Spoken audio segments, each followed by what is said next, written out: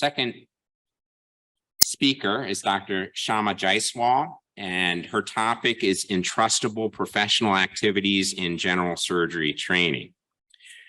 Dr. Jaiswal is an associate professor of surgical oncology. She also holds many leadership positions on this campus, in the school, in the department, all centered around education. So she's definitely an expert in this area. She's GME Director for Wellbeing at the school, Associate Program Director in our department. She is co-creator of some of the programs many of you use, the intern coaching program and the holistic resident selection process. She's the course director for the introduction to surgery that she gives to the medical students. Also serves as the clinical content director for medical students in regards to surgery.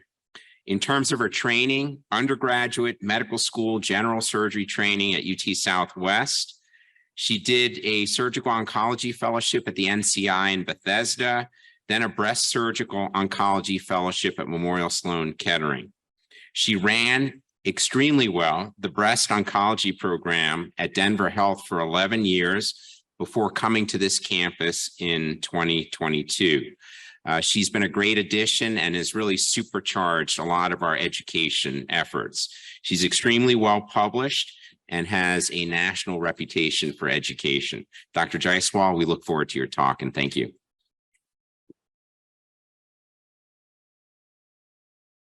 Thank you, Dr. Schulich, for the opportunity to present on this topic, which has been an ongoing project by the American Board of Surgery for many years and is finally coming to fruition.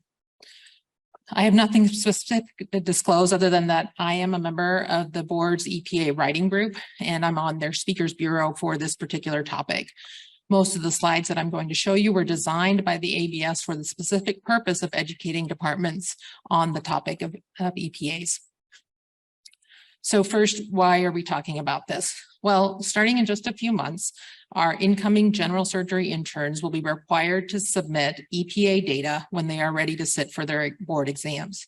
And also, in my opinion, we're talking about this new assessment model because our current assessment model of feedback is less than optimal.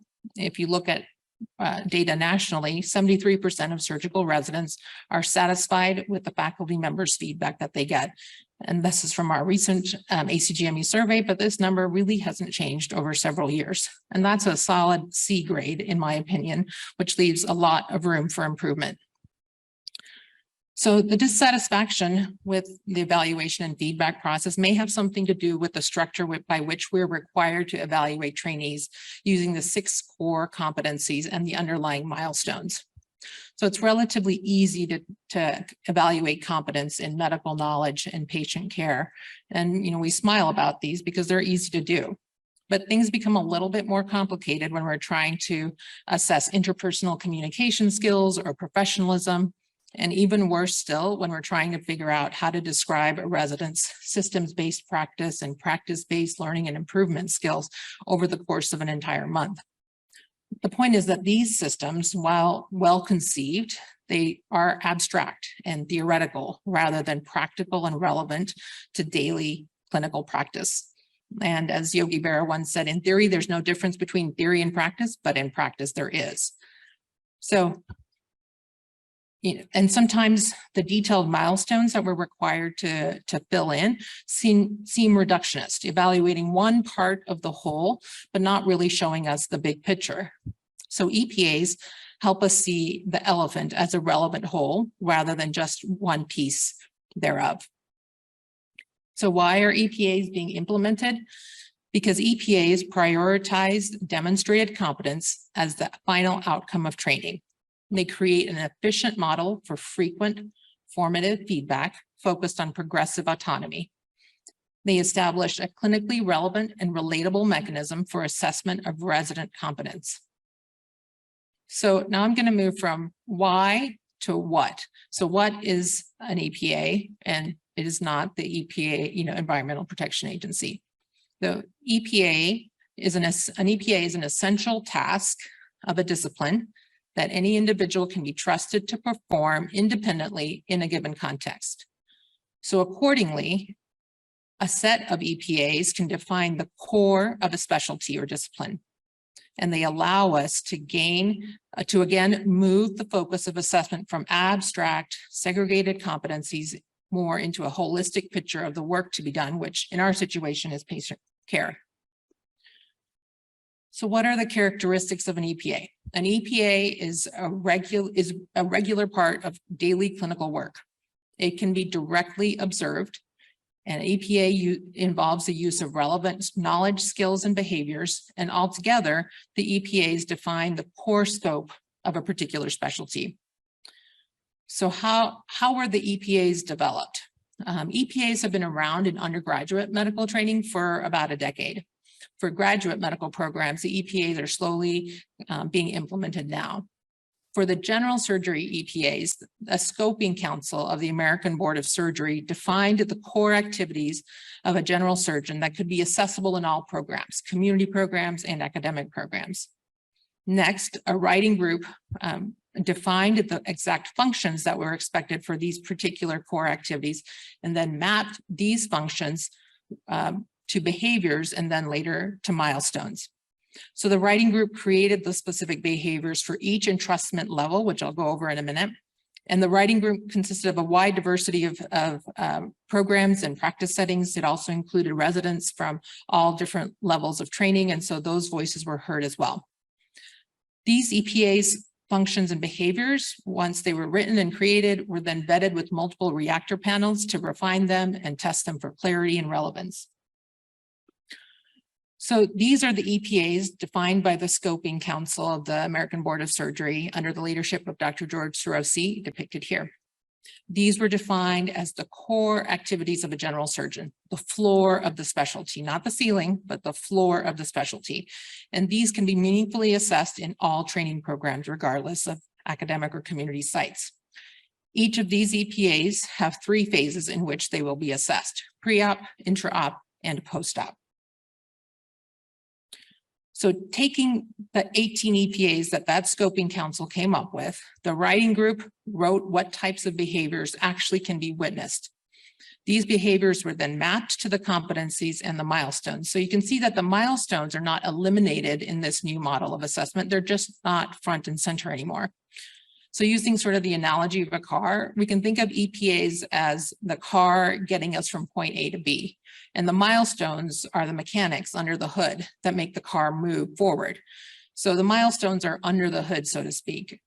On the ground faculty who are working with residents are not required to think about these milestones, and they're sometimes abstract language. Instead, the teaching faculty are really concentrating on if the car gets from point A to point B safely and smoothly. So here's a partial map of the EPAs and how they relate to the milestones.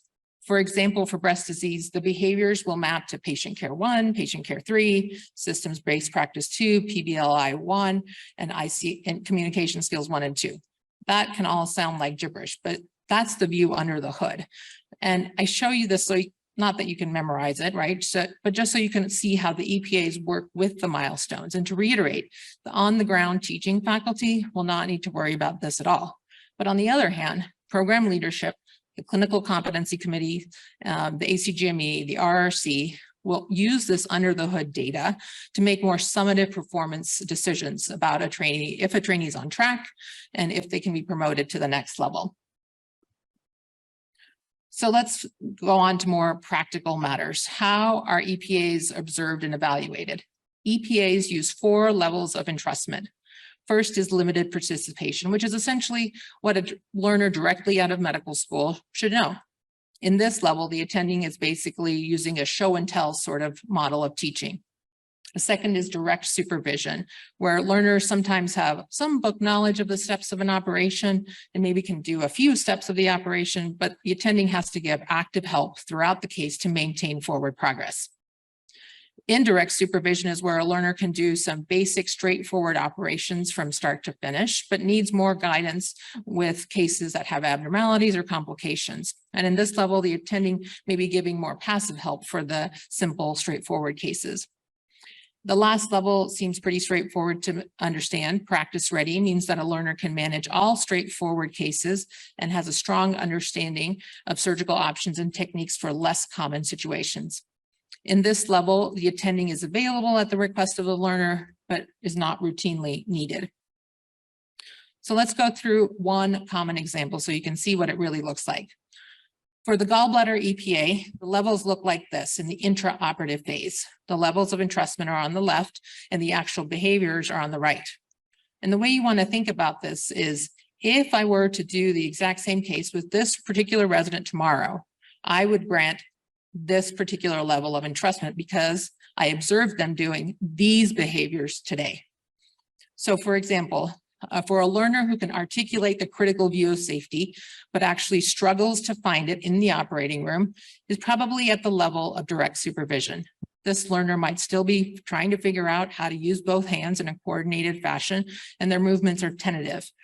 However, they can remove the gallbladder from the liver bed with minimal assistance. In contrast, someone who's practice ready can perform the whole cholecystectomy plus minus cholangiogram in all patients and recognize and deal with complex situations. They have smooth movements, but maybe they lack an economy of motion when things get a little more complex.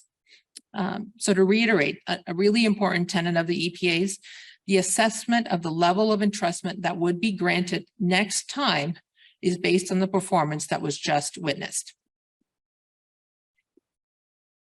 So here are the 18 EPAs depicted anatomically, created by one of the surgical EPA leaders, Dr. Vanessa Linderman. The first 5 that were studied by the board's initial pilot study are shaded in the gray background, and the additional 13 that complete the total of 18 are in white. And as you can see, this covers most of the things in general, a general surgeon would commonly be asked to do. Again, this is the floor, not the ceiling, of what residents will do in any given program. So I'm going to talk a little bit about some practical implementation. How is this going to really work? EPAs will be assessed using a mobile app that is provided by the ABS free of charge. The app will allow faculty to pick one of the 4 levels of entrustment with a description of behaviors for reference. The app will allow assessments to be done in multiple phases of care, pre-op, intra-op, and post-op. And then the app will also allow for dictation of additional comments. So you can see that an EPA microassessment is not something that will be done one time at the end of a rotation for a resident. Rather, it will be done much more frequently throughout an entire rotation. So these are the general elements that are included in the EPA microassessment. The faculty will be able to open the app on their mobile device, choose the trainee that's being assessed and the specific EPA being assessed. And they will choose the complexity level, straightforward, moderate, or complex. Then they can look at the behavior template for the EPA and choose an appropriate level of entrustment that they would grant the next time that they work with the resident on a similar case. Also, the faculty can dictate that narrative feedback, and the exact format or layout of the actual app may be different when the board finally gets the app available to us. But overall, it's estimated that completing one of these assessments will take 1 or 2 minutes, depending upon how much narrative feedback a faculty member wants to do. These assessments can be initiated by the attending or prompted by a resident through a notification function. And to assure validity, assessments will be allowed within 72 hours of an observed opportunity to assess. Once that microassessment is submitted, the data will be securely stored by the Simple Collaborative app developer. The Simple Collaborative will provide stakeholder-specific dashboards for trainees, program directors, faculty, and residency administrators to use.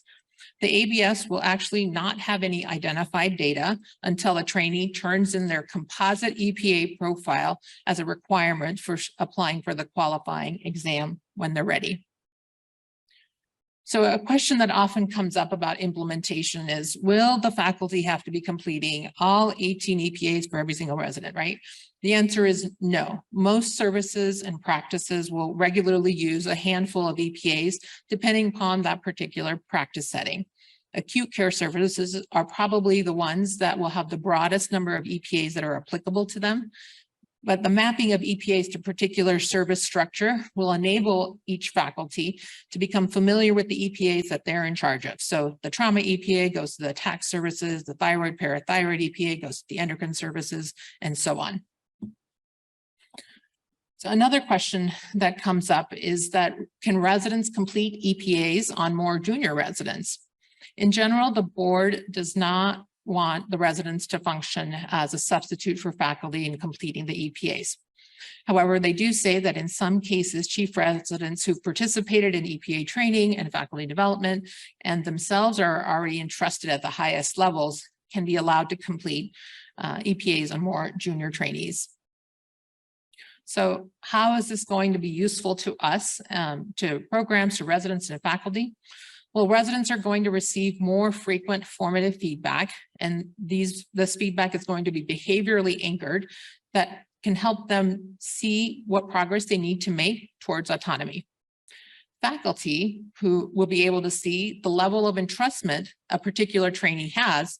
Maybe they haven't worked with this particular trainee in several months, but they can see what their past entrustment levels have been in order to decide, what am I going to let this resident do on this case today? The clinical competency committees will have a bunch of data points based on direct observation. Then these observations will be in temporal proximity to the actual performance. And these will cover almost all of the milestones that are required by ACGME and the RRC.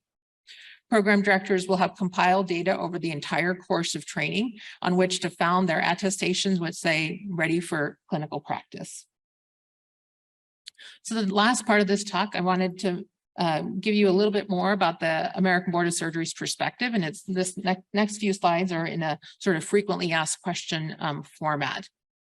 So what does the ABS expect of programs with regard to the use of the EPA model? So any applicants to the 2028 qualifying exam who began surgical training in 2003 will be required to turn in a composite profile of all of their EPAs when they apply for the exam. In this first year of rollout of the EPAs, the ABS is expecting progressive engagement. They're not expecting, July 1st, everything's going to be perfect. They just want progressive engagement of our program with the EPAs. They want every resident to be assessed on every rotation, and they would like all faculty to be trained on to function as evaluators to promote reliability and validity of the assessment. And by July 1, all programs must be signed on with the ABS EPA via the Simple Collaborative. And Claire Travis just informed me that we have completed this particular task. So while the requirement for an EPA profile as part of the qualifying exam process won't occur until 2028, the ABS is strongly encouraging all programs to use the EPAs for all levels of residents as a best practice strategy. The next question, specifically, are there requirements or recommendations for the number or distribution of assessments? So early data from those 5 EPAs that were trialed several years ago suggest that 5 to 10 micro assessments may provide the foundation for a clinical competency decision regarding entrustability. And if we think about it, like a minimum, if a resident had a minimum of 2 EPAs done per week per rotation, and that would approximate up to 50 evaluations per resident over 6 months, which I will tell you is about 45 more data points than we have now, to inform the CCC decisions that we make. And over the course of a training program, that might be 500 data points over the course of training, which is, again, is significantly more than the end of rotation evaluation data that we have currently. So all EPAs should be mapped to the program rotation structure, as I said before, and that's what we are in the process of doing now at our program. Will residents be required to achieve autonomy in all 18 EPAs in order to sit for their board exam? So ideally, yes, because that is the goal for a competency-based assessment model. The board would like EPAs to be seen, however, as a continuous quality improvement strategy for a developing trainee. They say that the EPA model charts the journey with frequent waypoints and doesn't just define the endpoint. So a single assessment of competency won't be enough. The General Surgery Board of the ABS is going to monitor progress and collect performance data with EPAs over the next 5 years to further inform what they are going to state as acceptable performance endpoints. So in other words, the short answer to this question is ideally, yes, everybody would reach practice ready in all 18 EPAs, but in reality, the answer is to be determined. So currently, our program is mapping the EPAs to various rotations for the R1 and R2 year. We are working on changing the end of rotation evaluations so they are much shorter and don't need to go through all of the 19 milestones. We are also looking for faculty champions at each hospital site in order to implement this. And we are also looking for resident champions who want to help their peers figure out this app and how to work it. So that's where we are right now. On this page, I have 2 QR codes if you want more information. One is to the homepage of the American Board of Surgery EPA, and then the other one is a link to the mobile app. You have to kind of scroll down on that particular link to see like a 2-minute video on how the app will look. We have yet to actually get the app in our hands right now to be able to start to distribute it, but thank you for the time.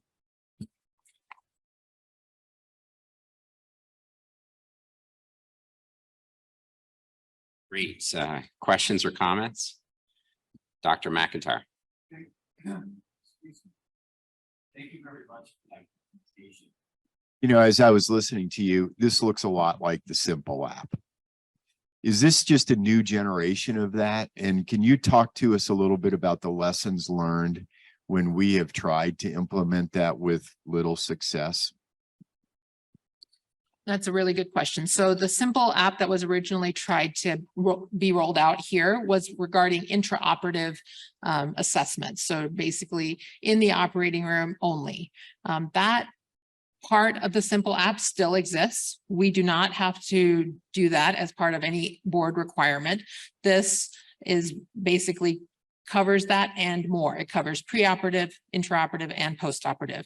So the other thing I think that was challenging in the implementation in the past was that implementation was elective, meaning that it wasn't required. It's something that we could do if we wanted to. But in this case, this is required by the American Board of Surgery for our trainees to sit for their board exams. And so it's something that we are mandated to implement.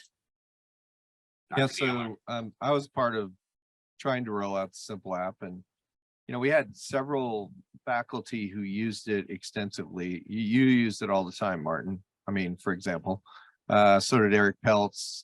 So we did have some champions, but trying to get other people to use it was very difficult. And then things sort of went away because in that model, the resident had to actually start the process typically, and then the faculty would evaluate. And once there was no feedback, then people didn't start the process anymore. And we went around division to division, lots of discussions going over the app, etc. So, I think this is different in that it's required, but it's going to still require the same level of implementation science. Now, fortunately, I think the Simple app was every single case. This is obviously going to be select cases on each rotation that you're on. And so we've mapped them out, and there's not, outside of tax, I think has the most, but I think we went from like 5 EPAs as the most, maybe 5 or 4 on a rotation, to other rotations where it's like 2. Okay, thank you for that comment. We're over time, so we're going to call it here. If you have further questions or comments, email. Thank you. Great job. Yeah.